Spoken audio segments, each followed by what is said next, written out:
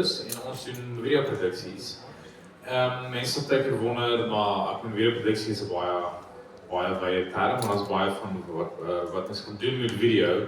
Onder andere as ons ook begin met iets soos troues, want video's is eintlik te doen met om 'n storie, elke video wat jy sien het te doen met om 'n storie te vertel. En as jy begin met iets soos troues, is dit eintlik 'n storie wat jy dalk vir ander mense wil vertel, kyk wat ek gelyk op 'n dag, of iets wat jy wil onthou. Party mense het nog hulle trouvideo's vir jare en dan kan hulle gaan kyk, selfs mense wat nie meer met hulle is nie, is altyd lekker om daai memory te hê.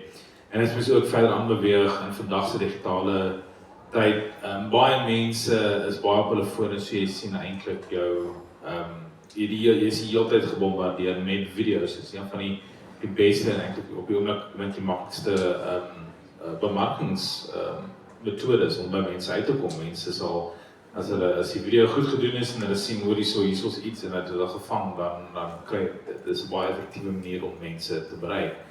Onder andere het jy ook soos maar bemarking, produkte en dan ook as jy teken doen jy 'n funksie en daar's mense wat nie naby kan uitkom nie, dan help livestreaming ook. So dan kan mense wat nie by funksie as korporatiewe funksie selfs dan ook begrafnisse, troues, waar goed kan vir mense daar goed op aanbied. So